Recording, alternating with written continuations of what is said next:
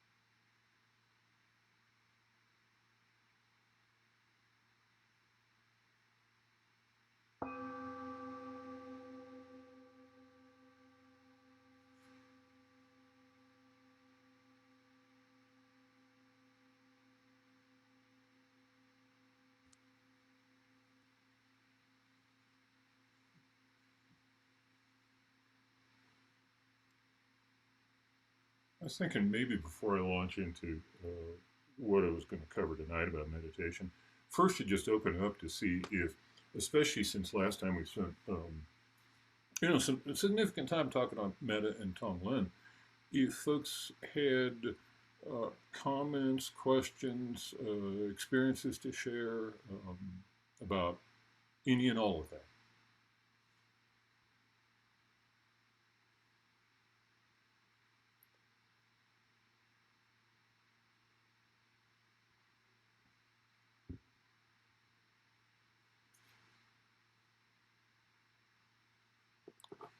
Let me show you one. Oh, back with just one screen. This.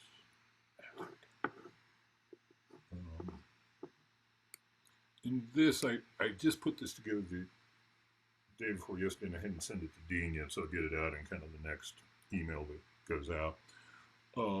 Just wanted to cover just real quick. I'm not going to read all this, but I want to share it with you because I thought that the essence of it was really important.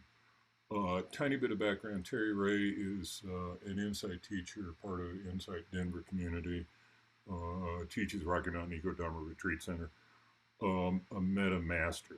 Just the woman is amazing. Is in the phase of her life now where multi-decade long friends in the Buddhist community across the Insight and Tibetan worlds are passing on. And she does the morning rotation, and every day sitting, and she does every Monday. And some of the stuff she comes up with, and she says, is just remarkable.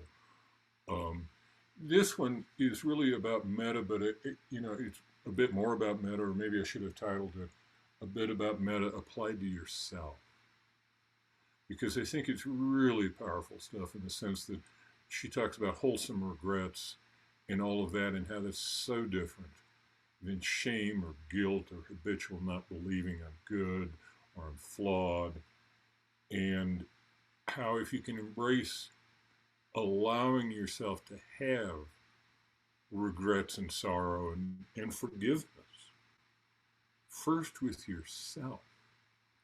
And that was something Patricia Fay touched on a little bit last week when we were talking about all this. The whole idea of starting with yourself and forgiving yourself, because it's like the middle piece in the slide, that regrets and remorse have power and they have integrity, and guilt and shame do not. It's just that simple.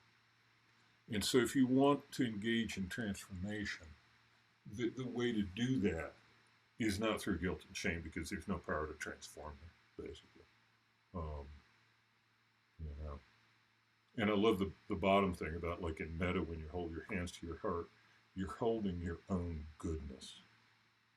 And because of that intrinsic goodness, that's what allows you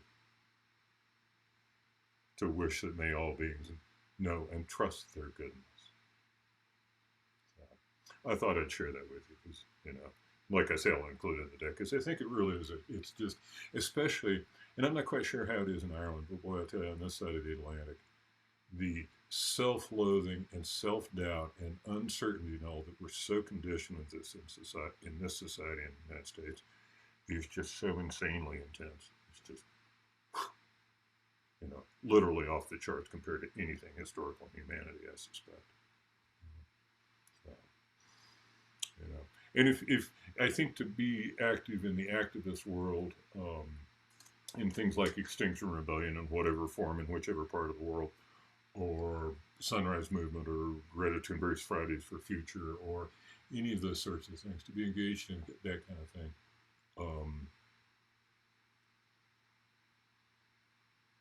If you, I think part of the point, kind of the meta point that they're trying to make in the book, is if you're willing to let go of how you think you were and allow yourself to be transformed by the work, then then you're in a place where the work is more sustainable. And I'm sure, Rebecca, if I remember right, you had been involved with some of Joanna Macy's stuff a bit, or maybe a lot.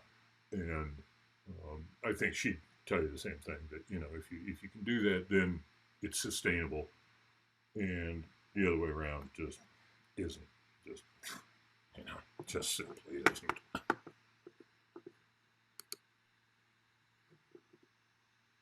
Oh, and Patricia Fay is on as well. Awesome. And I have my Awesome. So let me switch. Let me get this chance to what I want to talk about a little bit was just tonight, and I'm not going to go into it in great depth. There's a couple slides that I did put together and went out in the email about what's called unified mindfulness. And it's an interesting meditation. The word that springs to mind is technology. I'm a software developer, so, you know, I kind of am in that world. It's originated by a guy in the second page of the slides talks a little bit about that, but I think the more interesting part in the intro to it is it's a framework. This guy he's a Zen guy of a particular lineage in Japan. It's a little bit uncommon because it's Vajrayana, whereas most of the rest of them are Mahayana. And I'll just reference a back pointer to there were some slides in one of the prior sessions that explain what those terms mean. I came up with this, and basically it's sort of realizing that, okay, in standard sitting meditation, you're sitting there focusing on the breath, but you could really focus on a bunch of things. And then what he did was develop this framework that I've tried to lay out, and I think this is right. I'm getting trained up to be a unified mindfulness trainer. I'm far enough into it. I think this is a decent representation, but I put it together, so if there's any errors in it, my fault. But I think it's right, and it's based on the see, hear, and feel is he's grounded in the three sense perceptions, and just real simple, no distinctions on top of them. And in fact, going exactly the opposite way of trying to make all of this as simple as possible, because otherwise you'll have so many distinctions that 3 of this times 5 of that times 7 of this times 9 of that, you get my point. So there's the 3 senses is the major rows in this. And then the way he categorized it was to try and kind of come up with a unifying framework. It's kind of like the unified theory of physics, you know. And basically, those perceptions can be applied either internally or externally. So let me do the external column first, because maybe that's a little easier. Seeing is seeing something. I'm busy looking at things. I'm looking at what's right in front of me right now. Hearing is the audio world and listening to it. Feeling is breath. I put that, you know, emphasize that so you could see where, you know, the classic focus on the breath fits in this framework. But it's really any body sensation, touch, smell, any of that kind of stuff. Then there's the internal side of all that. See out, to see out, I have to have my eyes open, kind of by definition. See in is really what happens when I close it. All the visualizations, all the mental images, all the visual memories. Similarly, hearing internally is all the chatter in my mind and all the sound memories. Feeling is all the feelings and emotions and the memory of those. And the general idea of unified mindfulness is that you can focus just on the breath, cool, or you could focus on some other aspect of feeling out, is its term, you know, like how my skin temperature is. Like if I'm sitting outside and it's really windy, how the wind feels on my skin, and just sitting immersed in that feeling and having that be the focus. So that sort of thing. The 3 also come in a rest state, which is like with seeing is if you have your eyes closed and there's nothing on the screen in there, it's just dark. Or if you have your eyes open, but you defocus your gaze and you're no longer seeing, you're simply looking. But I'm not, and I'm trying to I need to make sure I get the terminology right, but the whole idea is you're not looking at anything in particular, you're just letting it all kind of come in. Hearing is sort of similar, physical and mental silence is one kind of rest state of that, where if you're in a place that's just absolutely silent to the point that you can kind of hear the silence, and the internal part of that where the mental chatter just shuts up. And also in the rest state of hearing on the outside is just passively listening. I'm not focusing on the birds. I'm not hearing one bird. I'm hearing all the birds in the trees. And not focusing at all. Zero focus. Similarly in field. So then there's flow and spaciousness states you can get into with those two. The other thing that's wild about this is in this framework, you can pick one focus or you can start pairing them up. You could do feel out and look at like be aware of your breath, and at the same time do see out and just looking at something specific, or even see rest and just parking the visual field with your eyes open, and it's just all the colors and all the movement, but no interpretation, no focus.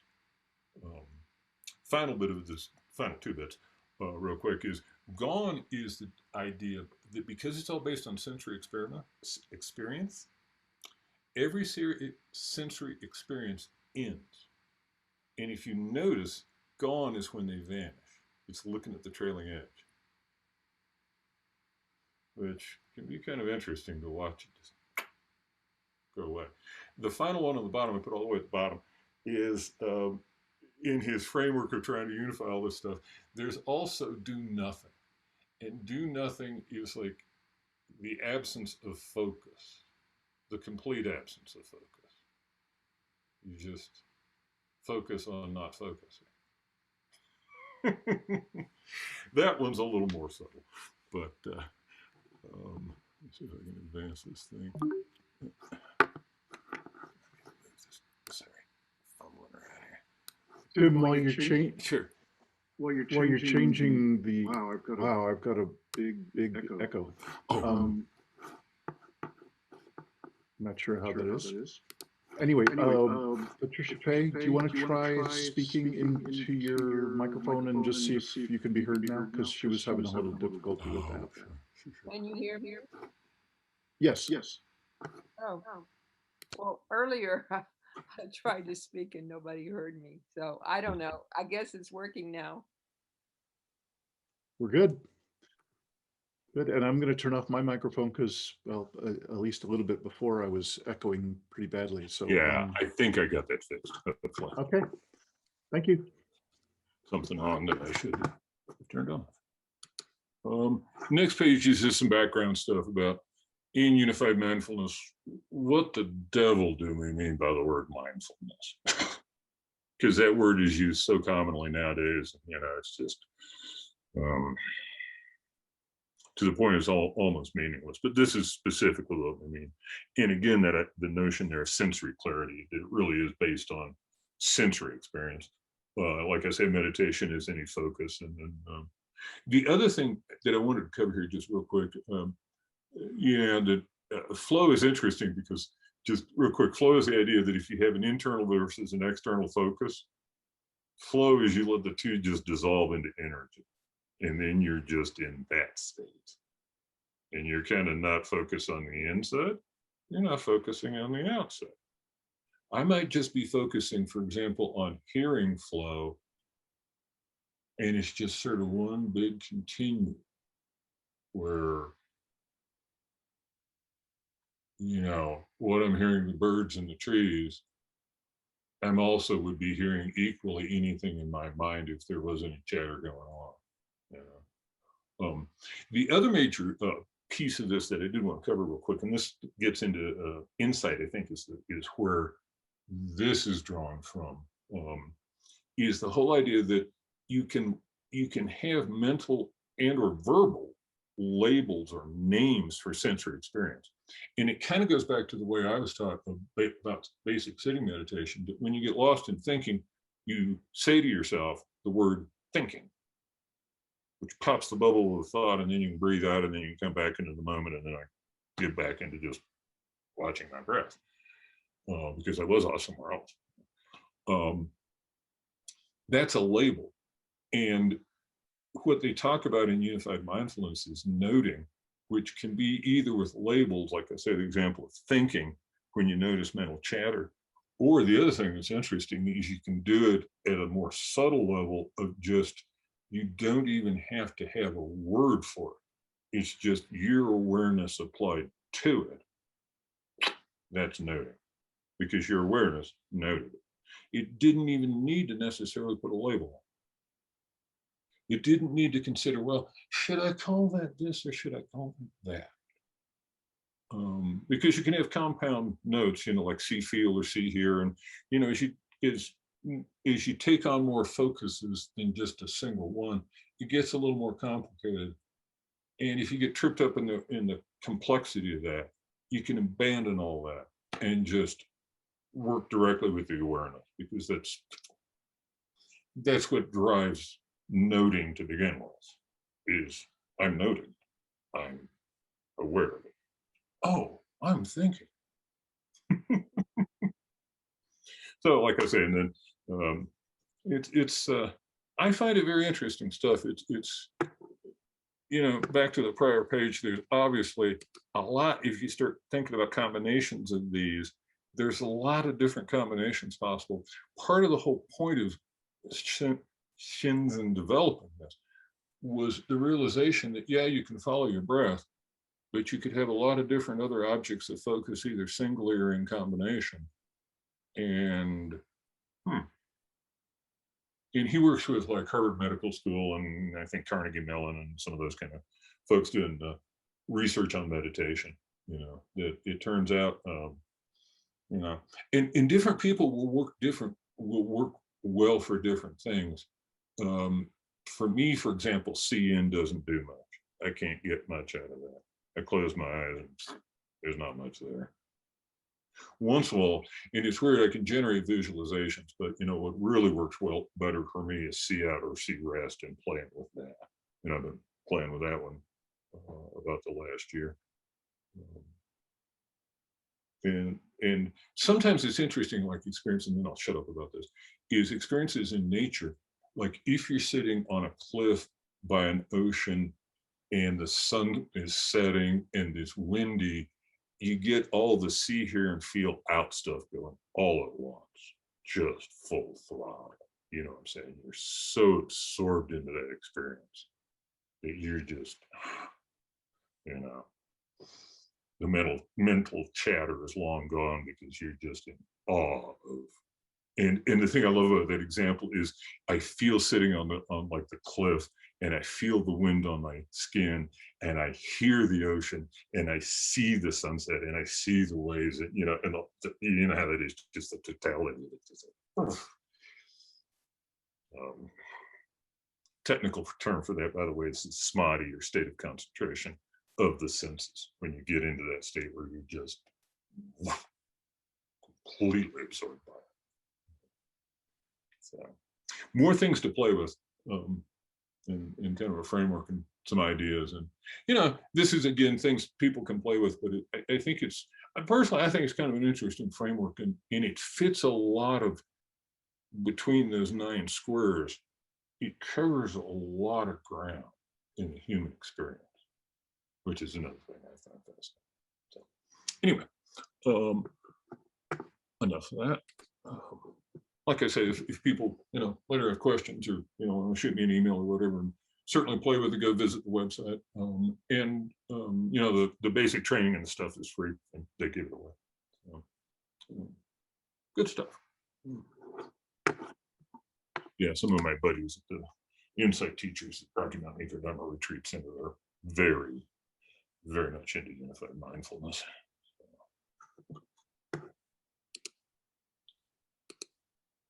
Let me. Tim, I don't know if you know, Patricia Fay has her hand up. Oh, sorry. Thank you, Dean. Yeah, I guess you can't see me, right, Tim? Oh no, sorry. I'm on one screen and I'm tripping in between. Thank you for pointing that out, Dean. I very much appreciate that. Okay, so one kind of housekeeping thing I wanted to let you know is that the link that you sent for the Insight Colorado morning meditations, that link does not work. for me. Oh, Yeah. I'll check that and try and get that fixed. Thank you. Thank you. Yeah, I wanted to let you know that I did try to go after I think Dean sent me the link, and but it I tried to copy it and paste it in my address bar, and I just got an error screen. Huh. Weird. Let me just post what I have. Let me make sure that's right. Yep, that is the one from my browser. That's how I get to the list of the daily ones. I just stuck it in the chat. But yeah, and I'll make sure to send that out in an email too, so we have that kind of a little more permanent and stuff. Okay. And then back when we were talking about guilt and shame and blame and all of that, Mm. I wanted to comment on that if it's okay now to do that. Oh, please, please, please.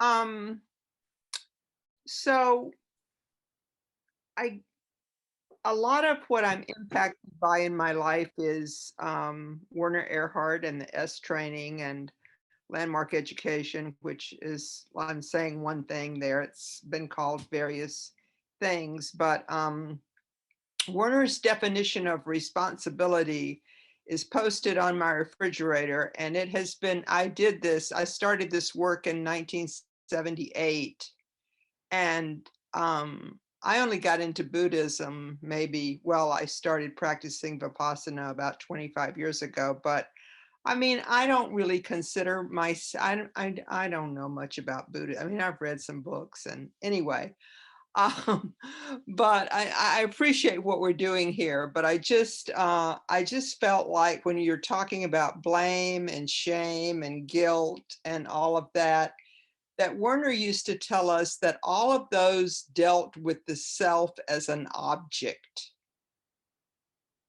you know, and I think by that he means the smaller self, the ego self, our personality selves, and that when he talks about responsibility, I'll see if I can quote it. The definition he uses is that responsibility starts with the willingness to acknowledge that we are cause in the matter, whether at the time it looks like it or not.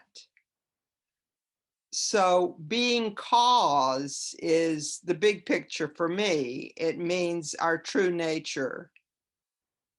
Not dealing with the self as an object where we would be shameful or feeling remorseful or guilt or, you know, praise and credit is the same thing. It's just the other end of that spectrum.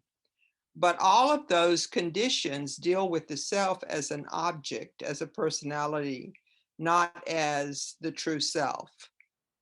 So that always made sense to me, that responsibility starts with the willingness to acknowledge that we're cause in the matter, and that it has nothing to do with those other conditions of blame and shame and guilt, credit, praise, all of that. So that has always been really helpful for me. And when you started talking, that was immediately what was present for me. So I just wanted to share it. Oh, thank you. Thank you. Yeah, no, I love that. I love that whole definition of as soon as you start thinking of yourself as an object, and like you say, Patricia Fay, whether it's in a negative sense of things I lack, and in the book, David talks about lack projects, and and you can apply that to spiritual stuff, as well as more mundane and more material things. Um, yeah, because as soon as you objectify yourself, it's like you say, you're not looking at your true nature. Buddha nature, we call it Buddhism, as you might imagine.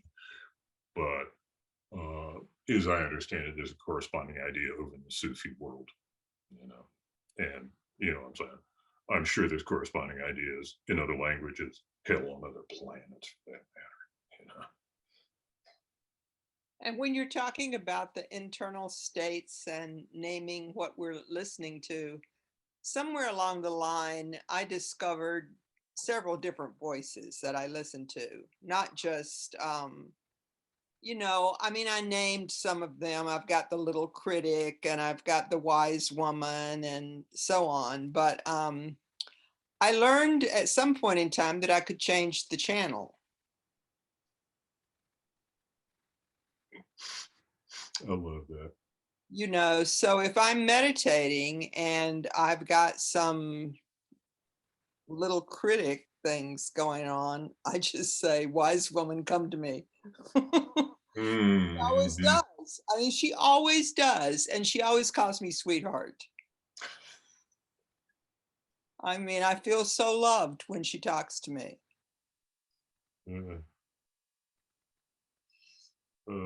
That's precious. Precious. I do have a question. Sure, please, please.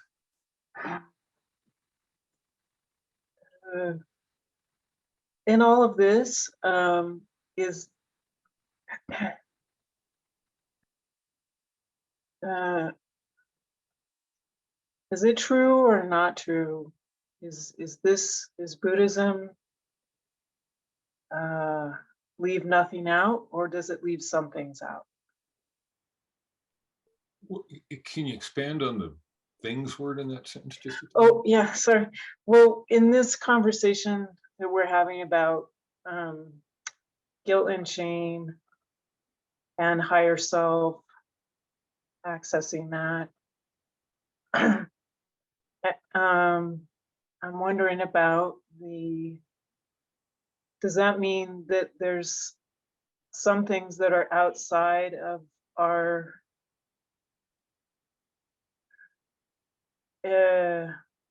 self, our big self, our true nature?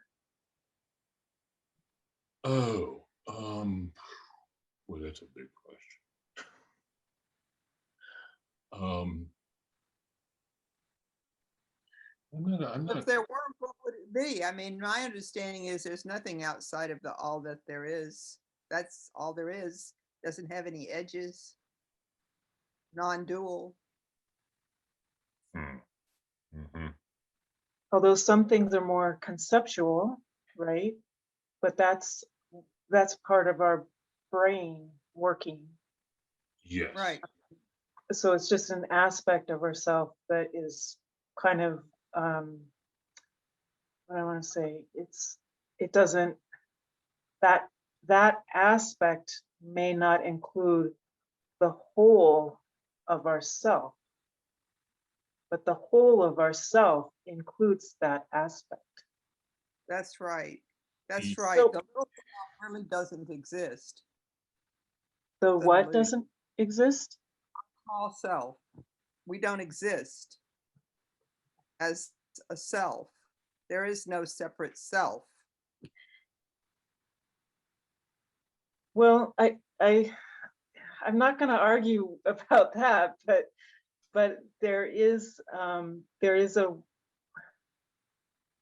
a way that we sense ourselves to in a functionality. And I guess what I'm coming around to is that those things like guilt and shame, I'm not saying that we shouldn't use our other aspects of ourselves, but when we're in that aspect, to feel it as, and not to push it away, to feel, just to honor that as part of, I don't know how to say this, part of creation, part of an aspect of who we are. And sometimes it seems like, and I just don't know if this is true about Buddhism, but sometimes it seems like there's so much of that, like trying to get away from something. Oh, yeah. Yeah. Uh, Chris, I mean, the one thing that does come to mind to say about that is, yeah, for sure. I mean, kind of one of the core principles of Buddhism, and actually it shows up in the slides I just showed about the definition of what mindfulness is, of equanimity, of getting past what Patricia Favors just called the small ego in the eternal process of either grasping things and pulling it towards me, or the opposite and pushing it away. And the ego is just continuously involved in that. And the whole thing about equanimity is giving that up and giving up doing that, but also giving up the bias, because everything I'm pulling towards me, I think is good or desirable, and everything I'm pushing away, I think is the opposite. But realizing those are damn labels I'm sticking on stuff in my head that don't necessarily really apply to the real world. And so this whole exercise is both a waste of time and futile, because the damn labels from my mind don't stick on the outside world, you know. And in that sense, yeah, it's like to your point, Chris. It's like, yeah, getting over trying to run away from stuff, but equally trying to get over running away from running towards stuff, and just being a little more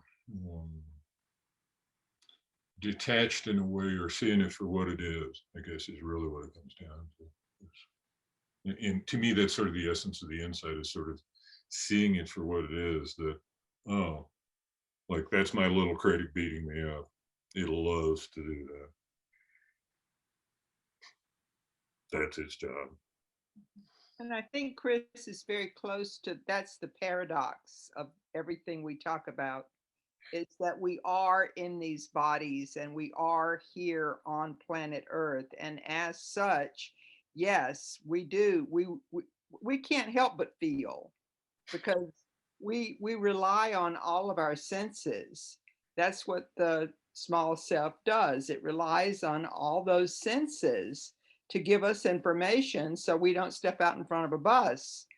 The ego is all about survival. So thank God we've got it, because as a body, we better have one. And there's nothing outside of who we truly are. We're one with all there is, don't you think? Mm-hmm. Yeah, because that's a point David makes in the book repeatedly. That whole notion of the false sense of separation, that I'm somehow separate from. How the devil could I be separate from? I'm gonna go breathe air from where? Maybe kind of a if anybody else wanted to check real quick, anybody else has anything else to say kind of on the topic we're on. Otherwise, I was going to propose jumping into just a little bit of the chapter bit, and it was curious, kind of as usual, people's reaction to this. The first part of the chapter, is about, well, he gets into the whole sixth mass extinction and human extinction, and methane burp tipping points, and the usual litany of things look dire. I was curious if anybody had any reaction to what he laid out there, or Tim, it's my signature on my emails. I rejoice that I live in such fabulously disturbing times. Yeah, is that the truth?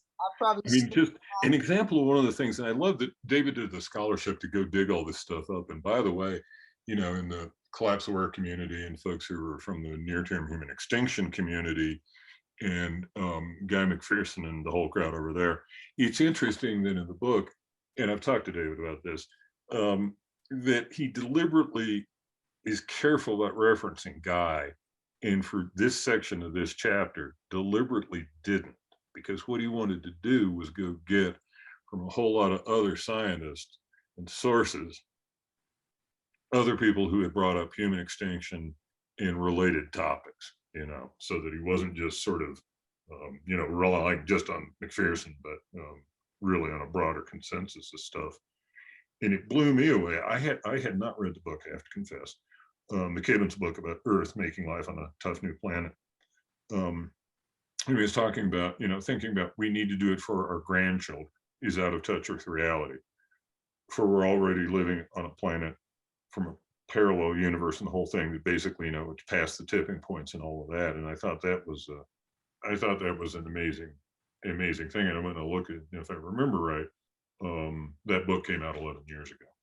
So I was wondering, just other people's reaction to sort of this thing, or really facing the thing of, yeah, it might be too late. It depends too late for exactly what. Well, I love what Joanna Macy says.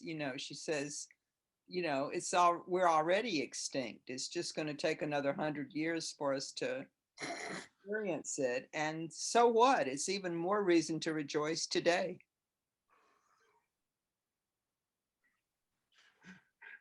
Yeah, that is one thing, Patricia Fay, I love about how David wrote, weaves her stuff into this chapter, and the thing about, that it's too late. Well, big deal. It's too late. It's kind of almost I don't want to call it nonchalant, but it's exactly the opposite reaction than what you'd get from most people when confronted with that reality. It's like,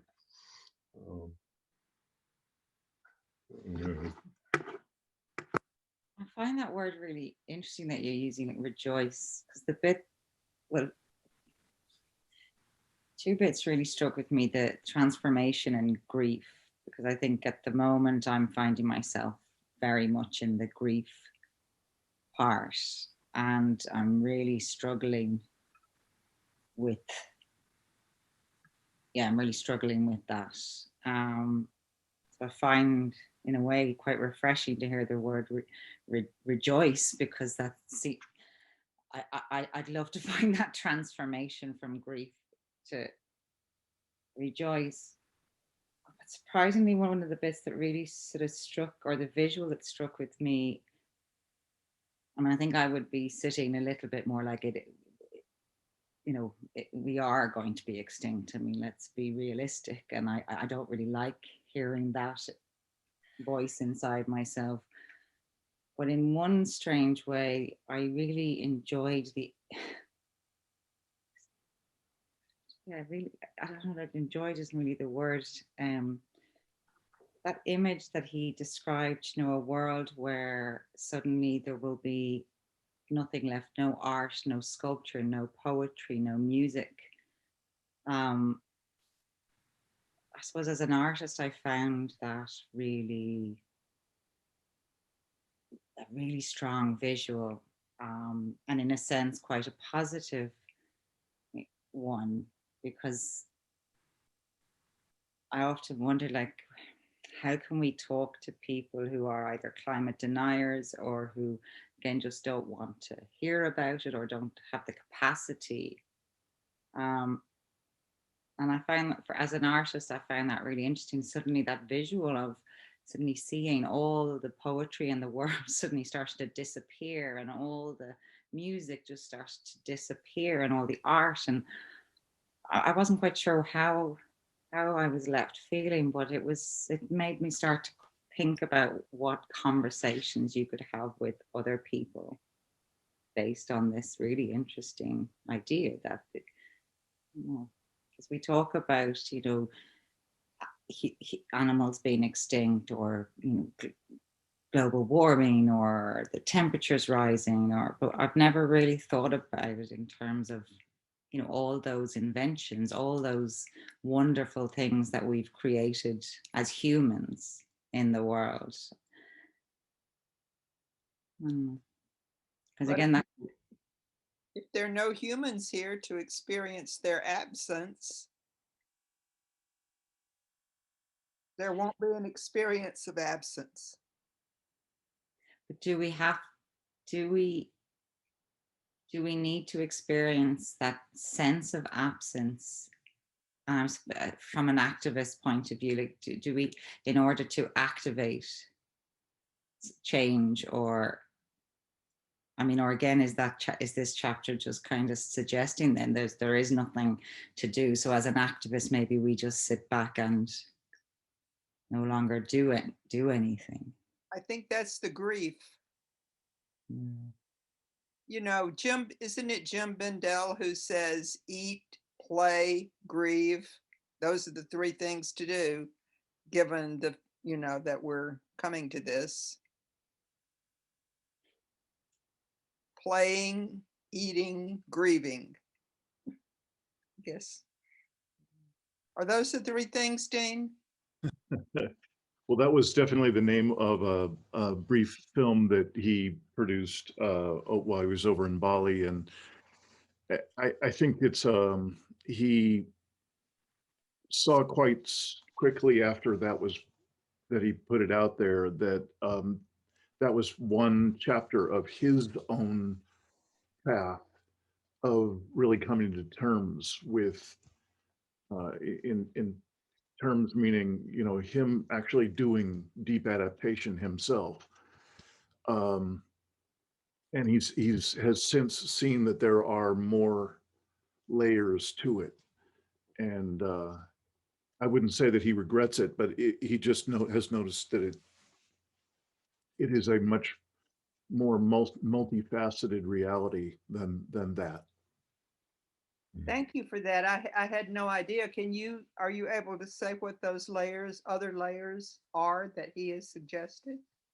I would recommend highly sign up for his kind of regular blog that he does, and he's written quite extensively in the blog. I don't trust myself to remember half of what I've read from him, so I would just recommend that. Yeah. Sorry, what's his name again? Jem Bendel, Jem. I'll put it in the chat. And he's a professor of sustainability leadership from the UK. And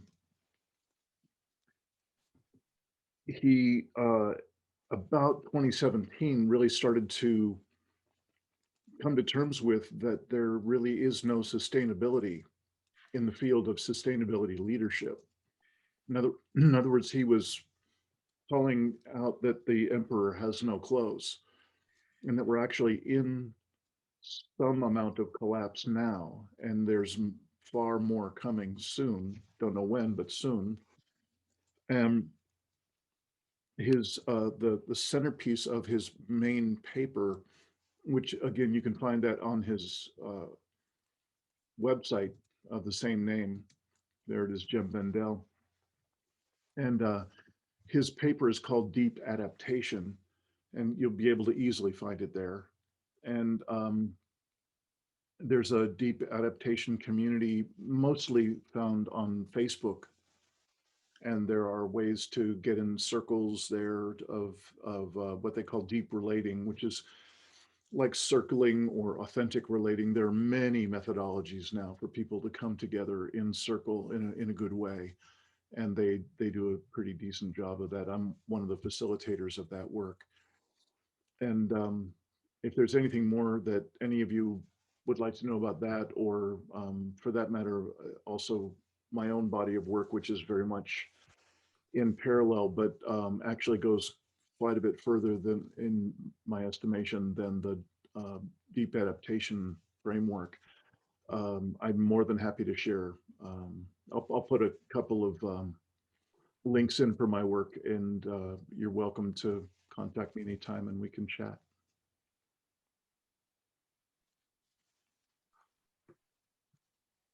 Yeah, thinking one thing you said, Ashley, that it struck me in this chapter, and I don't want to advertise myself as an expert on Joanna Macy's stuff, because I am not. But basically familiar with it, and certainly I think, like I wrote up in from the where Loy references her stuff in this chapter, and I put in a little email summary thing this week or this time. The steps, I find it interesting, the steps of coming from gratitude, honor our pain for the world or the earth, however you want to say it exactly, seeing with new eyes, and then and the final thing is about going forth. So it's very much a not as an activist, not being disabled or I don't know exactly how to say it, but I'm saying, not getting stuck in the sense of saying, oh, there's nothing we can do, You know, because to me, it really comes back to the thing of, you know, appropriate action in the moment is basically the bottom line. And what that is going to change over time, pretty surely. But, you know, I think to me, really the punchline of the deal in a way is to have use the word courage for lack of a single word to use, but something like that, to take appropriate action in this time, in the face of all that stuff. You know, and that's where that whole thing about near the end of the chapter that, you know, that we don't deny or ignore the possibility of civilization collapse or human extinction. Although we do not know when that will happen, we're not paralyzed by those possibilities. In the end, too late or not, does not make any difference to what we're called to do now. You know, to me, that's the thing that can be disabling is because of the apparent and that isn't even strong enough collapse and all. You know, there comes this false sense of certainty about what the future holds, and that's where Lloyd, being very well trained in the Zen tradition, comes back to the thing of not knowing mind, and you can't know the future, and the future is imaginary, and the only time you're ever going to be in is now. And I've heard insight teachers, Terry Ray, for example, say basically the same thing. The past is gone. She's actually big on that. The past is gone, utterly gone. You might have memories of it, but it's utterly gone. The future never did exist, ever. So worrying about the future that doesn't exist is really ultimately pretty pointless. You know, and you know what I'm saying, and it's hard. It's like what that sort of tears you down to is just, again, action in the moment. That's the best you can do now, given what you know now, and letting go of the outcome and just, you know, figure out the best thing to do it, repeat, and just. Well, you know, Joanna calls her work the work that reconnects. Mm-hmm. And she's all about us coming together with one another and with the natural world. So if the natural world needs to rid itself of us, then ultimately we want to be in alignment with that, right? I mean, I'm not saying don't do what is in front of you to do in the moment. I'm not arguing with that at all. I think as activists, we can't help but do that. We're going to do that. Being ready for whatever the outcome is, as long as it's the Earth's choice, the natural world's choice, if it comes as a organic progression of the damage we've done. But that's what troubles me, but it's not, is it nature's choice? I mean, obviously, you know, is it nature's choice? I think that's the bit I'm grappling with, because without our actions. But our actions have already done the damage. They're not, I mean, I don't think we can undo what we've done. The carbon that's in the atmosphere is going to live for thousands of years. I think I just feel like we're constantly living in a paradox. That's true. You know, well, not in Buddhist terms, but also, and I suppose contradictions where, like, for every action, there just seems to be tenfold other actions, which is, and I suppose that's a line that I find really hard as an activist, because every little action you do or collective action you do, there's other ripples happening that yeah, I keep going back to your sentence, Tim, earlier, like, allow yourself to be transformed by the work you do. And again, that transformation and grief, I'm just not quite, yeah, I do agree, action in the moment, and we can only do what we can do right now, but sometimes it just feels very, I don't know, futile, or just, Yeah. Like, Yeah. do you mind me asking about, like, because meditating and kind of coming from activism from that way versus, say, my understanding, I suppose, of Extinction Rebellion has a very different energy to it. How does that play out? Like, how do you sit in those spaces?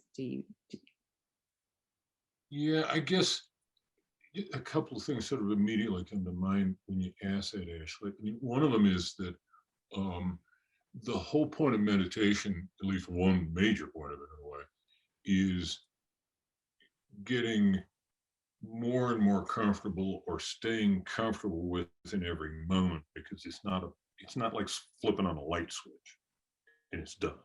It's more a problem of, am I awake now? Am I awake now? Am I awake now? That kind of a deal. So it's being comfortable, more comfortable over time, but being comfortable in the moments with letting go of the outcome of, just kind of being at peace with that. I think is one piece of that, because if nothing more that way, you spend less time agonizing about something that happened in the past and did I do the right thing and what were the alternatives and all that kind of stuff. And instead it's just you shorten the loop of coming back to now is one way I think of that. And that's helpful, because the more you're in now, the more you can be active. Because when I'm busy in my head thinking about what I could have or should have done, you know how it is. Um, I'm kind of like not present when I'm lost in that stuff in my head. Yeah, the XR stuff, I think of there, it's, having been involved with that some in the US, it's, it's a specific approach to the situation. There's others around, that are like climate mobilization is another one that's in the United States, and she has a kind of similar approach, but there are some differences, and it's not so much focused on like trying to get the government and the news media and stuff to tell the truth. But you necessarily run into that side of things. So they've got that side of them too. It's just kind of their cubes turned a little bit in a way. Because it's Well, that organization, Extinction Rebellion and other organizations like them, aren't they like the epitome of what we call activism? I mean, if because they've said that the whole thing about civil disobedience, I mean, mhm. that's the thing that has worked for change and transformation. So they're employing they're activists, and they're employing the tactics that they think are going to be most helpful. Yeah, exactly, Patricia. And they have a whole theory of social change and the percentage that's required to support that, and a whole set of things about all that. I guess the thing I've noticed that it's the whole premise of most of those groups. In fact, if I think about it, pretty much all of them that I know is that it's social change. So it's about group stuff, and it's about my individual action in that group context. So it's sort of like me outward is contrasted with me inward. And necessity, because those kind of movements and groups and all have to be broadly inclusive, and people from all kinds of backgrounds, all kinds of spiritual traditions, religious traditions, et cetera, et cetera. And trying to get them to all work together, and from what I've seen, sometimes it's a little hard because there's so much diversity there. Trying to get kind of alignment can be a little bit interesting. because people just legitimately see things very differently, you know.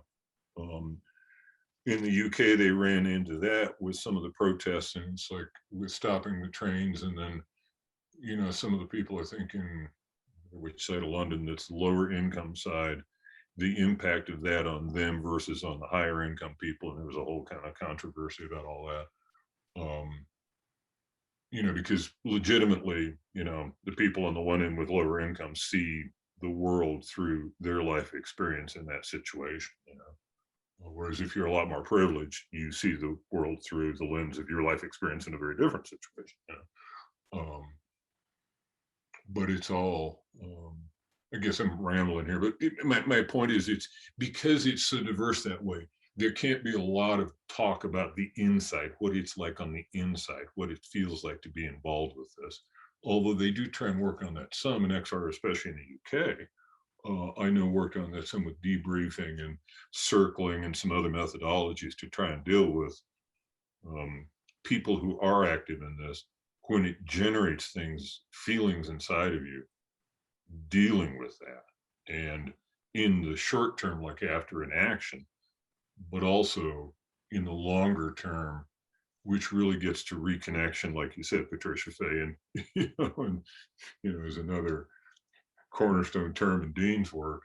The reconnection and the resilience, because that's the other piece of it, is developing the capacity of the people to be resilient, because that was one of the things, at least I saw in the US, was it's one thing to put together a one-time event, get a lot of people organized, we're going to go march on DC on whatever date, blah, blah, blah. And, like the Women's March was a wonderful example of it. Very significant, very important, very impactful, one time, and then what? And that's what's hard, is the sustainability of this in that sense. And people, being able to not burn out is what it comes down to, not get frustrated, not get despair, into states of despair. Because that was the thing that really blew me away in this chapter, the whole thing about, what was the technique on quote? Sorry. But yeah, the whole thing about, that you don't want to be locked up in despair about that, yeah, you should not be overwhelmed by despair, was the exact term in the Technet quote, Technet Han quote. And you know how it is, I think of that as just like, without some internal grounding, some internal resilience, some internal resources, being an activist is just a hell of a thing to take on. And you go to one action and it's pretty cool and it's pretty easy. And then you go to the next one, and especially in the United States, the cops show up and your friends get arrested, and it's just, oh Lord. And it takes days and weeks to unfold this. And then, people go, do I want to do that again? Wow. But sometimes they do. I mean, the protests last summer in America are an example where people night after night, or at least week after week, but literally, up in the Pacific Northwest, I somewhere heard the protests in Portland were every night for 120 nights or something like that in a row. These people weren't backing down. And I hand it to my young brothers and sisters, a lot of them young, I think, especially, up there, to having the resiliency and the fortitude and the courage to just, this, again, I'm sure some nights were easier than others. And I think in a way, that's what David's trying to accomplish with this book, is at least offer what he knows out of the Buddhist world to the activist world, to be a way and a path for them to engage in, so that they can build that resiliency and that inner strength to continue in successive moments to figure out what's the most appropriate thing to do now. And maybe too, developing a little wisdom with that, because, shut up here, but in Buddhism, there's a thing called idiot compassion. It's great to be compassionate, but if you apply zero wisdom with that, you're liable to do exactly the wrong thing. You're trying to be compassionate. That's laudable. But if you bring zero wisdom to the situation, instead of doing what's really helpful to the other person, you're liable to go in exactly the opposite direction unintentionally. Yeah. Would that be empathy then, as if would that be, would empathy be in there then, if because wisdom and compassion? And How are you distinguishing empathy from compassion? I think I'm distinguishing compassion. Compassion to me is really feeling what someone else is potentially feeling, or being open to that, where empathy I feel is taking more time to truly understand maybe the individual, so that compassion can be more full. Because you can have compassion, I think I can have compassion for the ants and the worms and the birds and people, and but if we don't take the time to observe or question or communicate with them, then do we have a full understanding? And therefore, have we got complete compassion? To me, I think.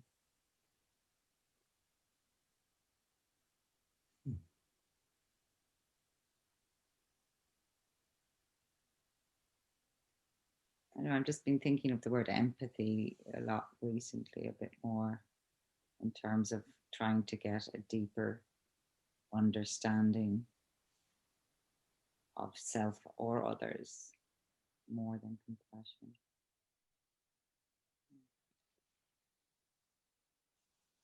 Now, I'd like to just mention a couple of the elements of my body of work, the things I was putting in the chat there, living resilience and deep academy and so on.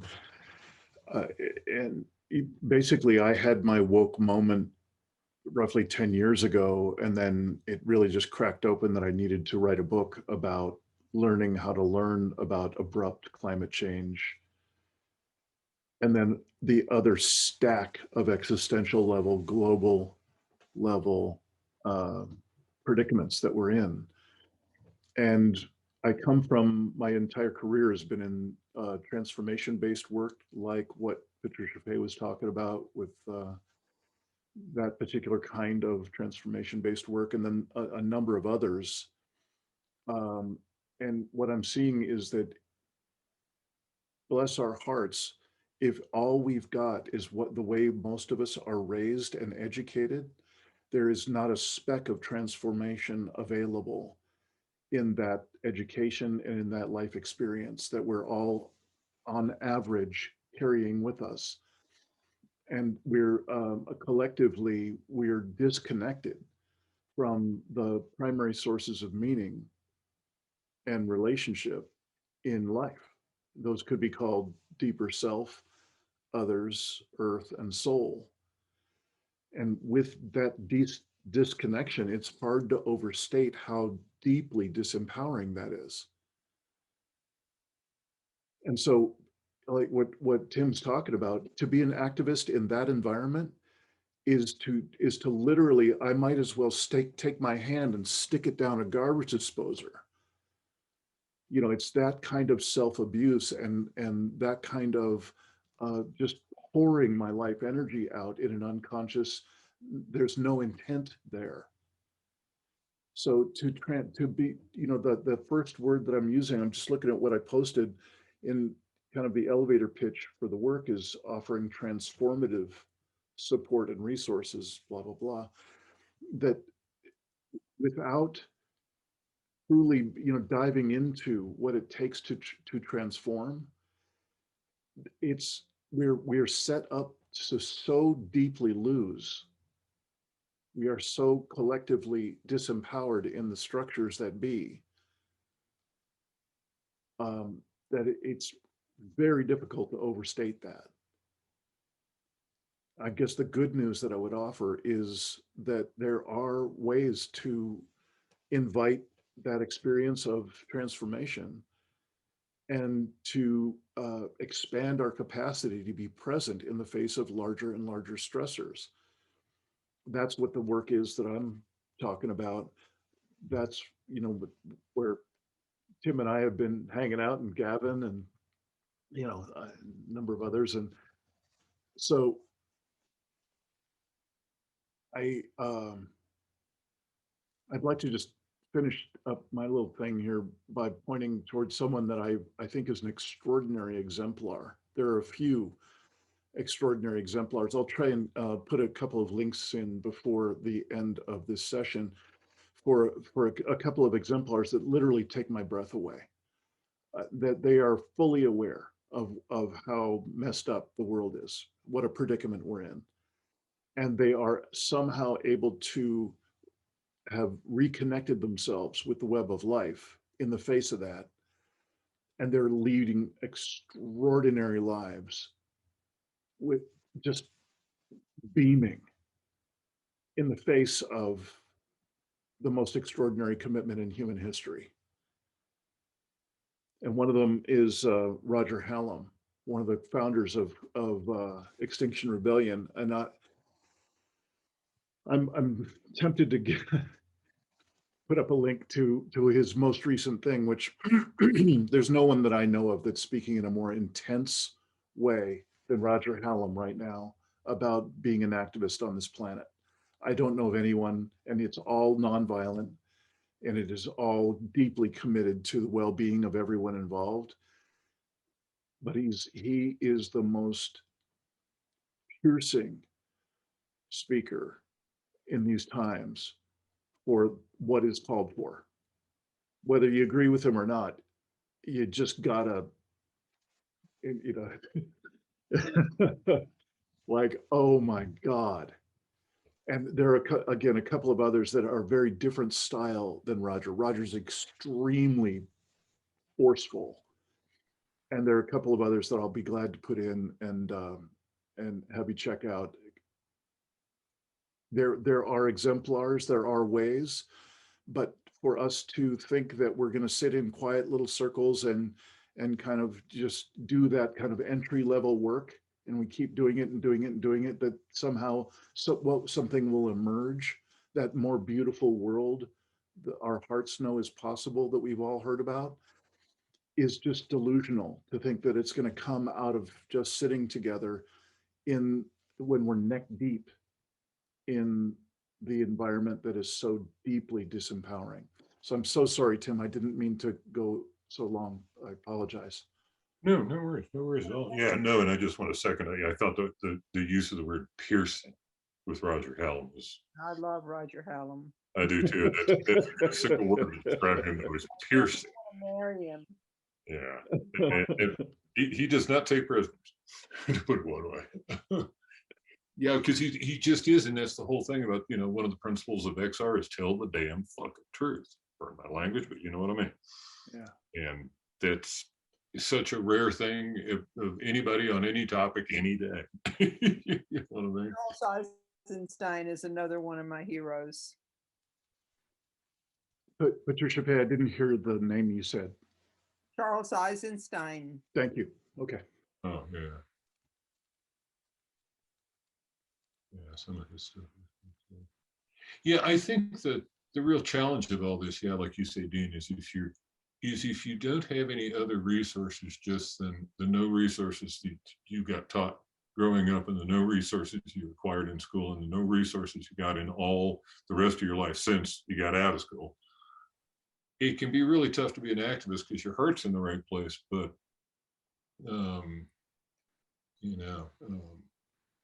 it's, and I've seen that happen. I've seen people get involved with activism, for example, for kind of social, reasons, and it becomes a community for me.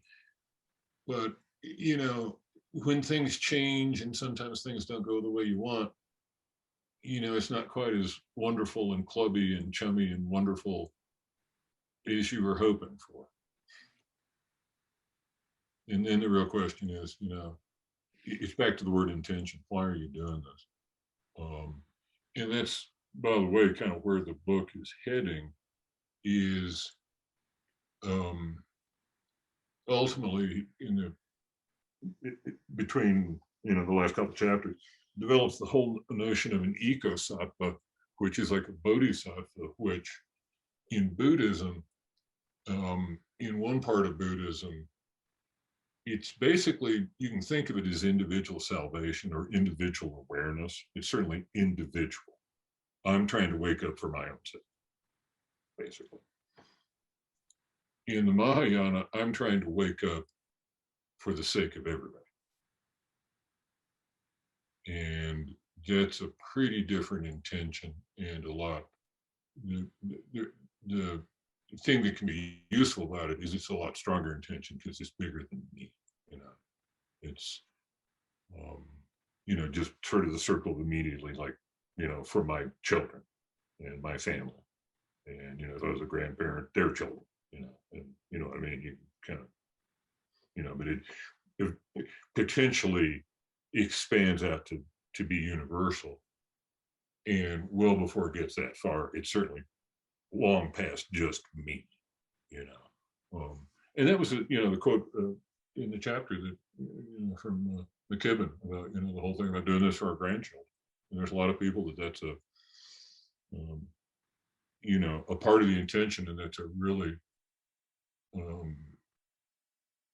valuable intention. Is just again, being comfortable with letting go to the point that you can keep following that intention, even when it gets hard, and even when it seems like things aren't coming together, and even when it seems like it's useless, and even when I don't want to, having the wherewithal to carry on, Jim, do you mind if I just take a moment to explain Yeah. the links I'm putting in? Oh yeah, sure, please. Yeah.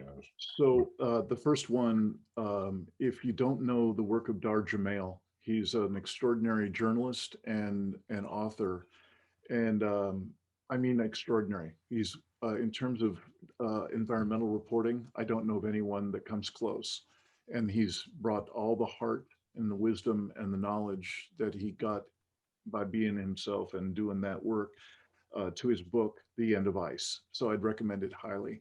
And then the link that follows that is a really fine recent interview with him that will give you a real sense of what I'm trying to talk about when someone's an exemplar, when they know full well what's going on. They're very, very clear on what I call the sober data of the world.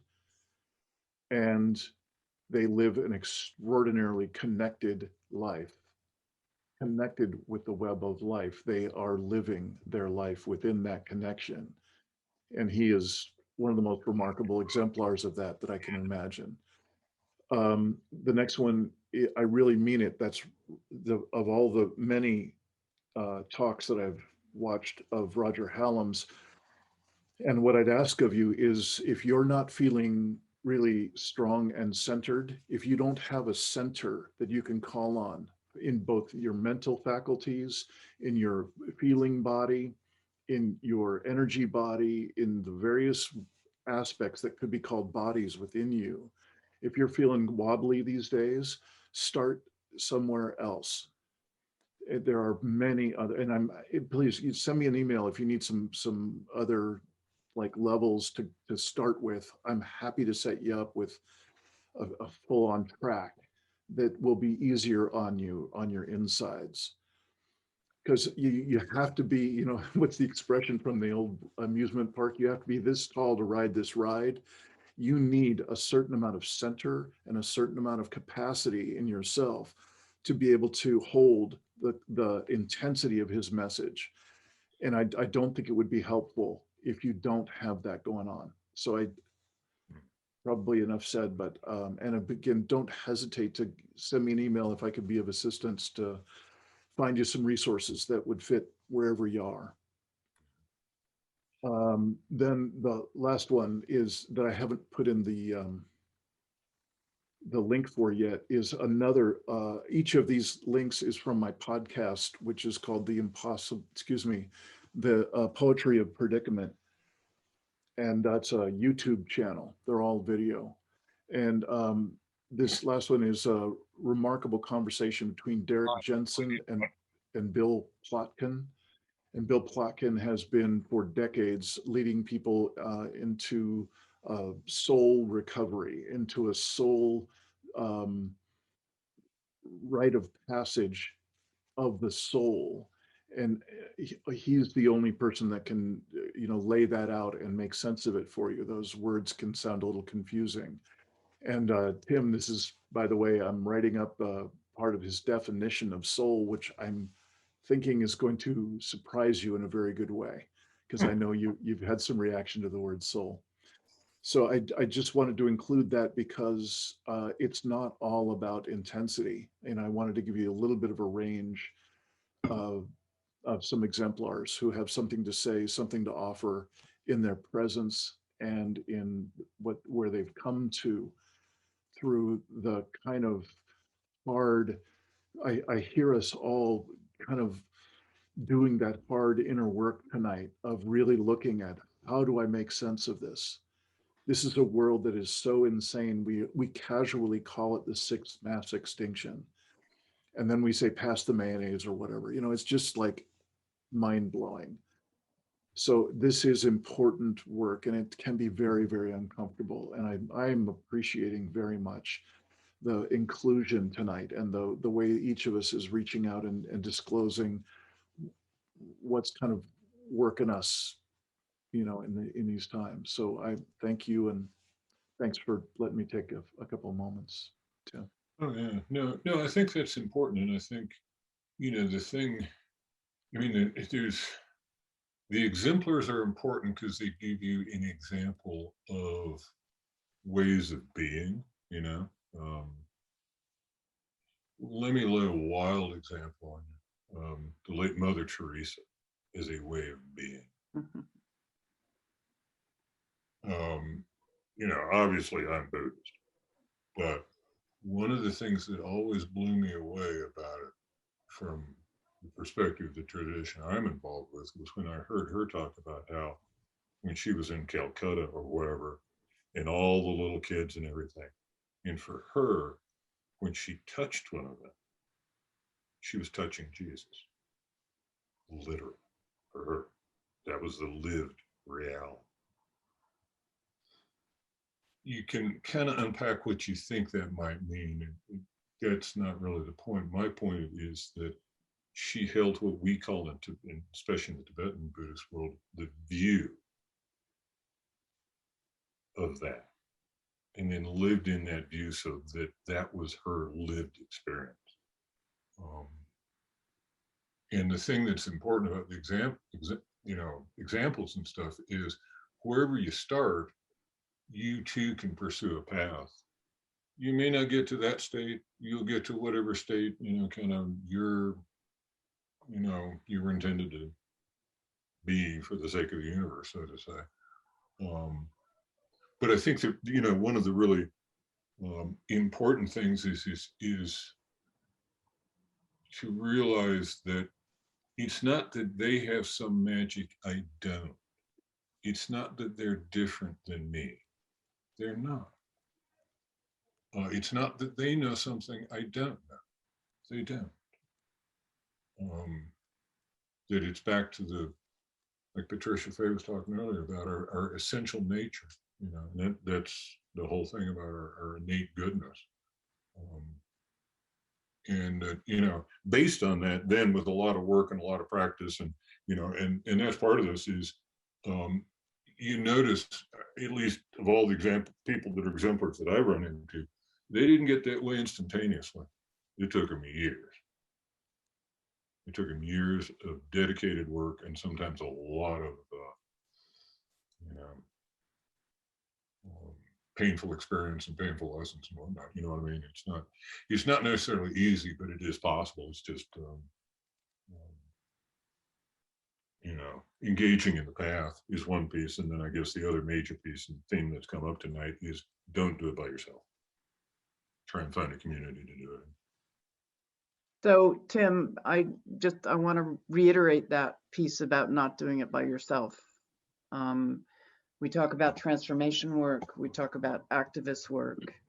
We talk about groups of people who do the thing and then get to a certain place and they lose it, they dissipate, they can't go deeper.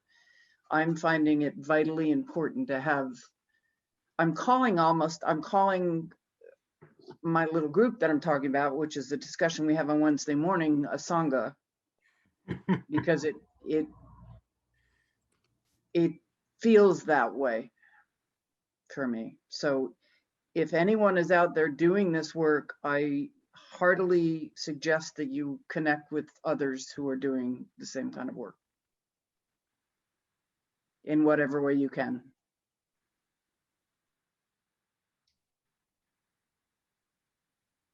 Hence why I'm up at 1 and 2 in the morning. Because no one in Ireland is listening. Yeah. Yeah, it is crazy. It seems like sometimes there's so few in the United States listening, but sometimes I also realize it's not a uniquely American problem. At least you guys go out and do something. Yeah. Yeah, we try. It's All recycle. That's the response for everyone says here. Well, I recycle. oh, Yeah, right. I'd like to offer one last link for everybody. This is a woman named Dia Khan, and she's interviewed in this particular piece by a English comic named Russell Brand, and she's one of the most extraordinary people I've ever seen. She has taken on diving. She's a woman of color, and she's taken on doing her most recent films have been about the white supremacist and white nationalist and all male world of the US white supremacist scene. And she goes right into the center of them. And I was literally moved to tears. In fact, I am now.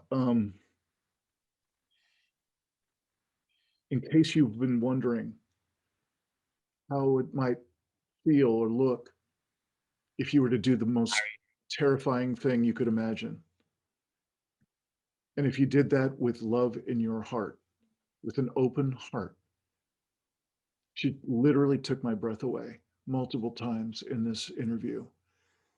And I'm so deeply inspired by her. All I need to do is watch that video and I'm good for weeks. I just don't even have a question. Like, get out of my way. Here we go. yeah. Yeah, and I So, think yeah. it's a thing of taking that inspiration and taking it into action on the one side and taking it into personal transformation on another side, you know. Dean, could you put all of those links on an email? Is that possible? Because that would be a lot easier than, I don't know how you get it from the chat to a copy. I'm happy to do both. And if I could, I'll just suggest it to you that, can you see down in the bottom right-hand corner in your chat area, there's a little ellipsis, the little 3 dots? Have you got chat open? Yeah. Okay, in the bottom right. Yes, yes. Yeah, the little 3 dot thing, click on that, and it should say save chat. Save chat. Yeah. Where does it save it to? It'll save it to your desktop, and it'll be a file that's super easy, basic script, and you'll be able to cut and paste and use those links like you would any other links in your browser. Oh, okay, thanks. I never knew that. If you have any trouble with that, just send me an email and I'll get you hooked up. Yeah. Depending on what kind of box you're on, Mac or Windows, where it ends up can vary a little bit. If you look around, you'll find what it's saying. This is really good, isn't it? This is really good. I want to really thank everybody for the quality of what you've shared and what you've asked tonight. I just feel like I've learned so much. I feel very, very connected to each of you. Thank you very much.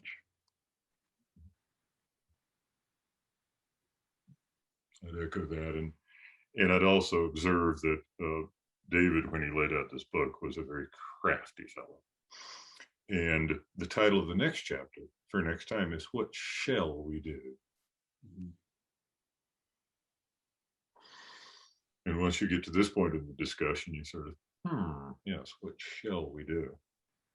And I love too that the title of that chapter is "we," kind of an implied in English, the plurality of that. You know, is it a bunch of us individually, and then that, you know, collection is the we, or the we is us is we, or yeah, it certainly be interesting to, I think, you know, the next fortnight read through that and, you know, kind of have a discussion, you know, next time about, you know, based on that chapter, and especially of, you know, kind of next steps and directions forward with this. I can't wait to get my book, Tim. Thank you so much. Yay! It's supposed to be there Friday. All right. Thank you, everyone. Oh, thank you. Thank everybody for participating and being here and being up in the middle of the night and being here every other week. And I think this has been wonderful. I heard somewhere that in a I forget what the context, but it was another study group thing that coming together and reading texts and talking about stuff really is a way of building community. You know, that it's hard and it's laborious, and sometimes it's heart-wrenching, but very healing.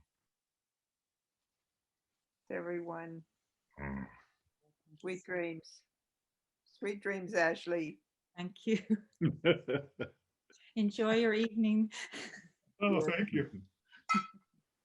Everyone take care, be well, and Take I will see care. you in 2 weeks.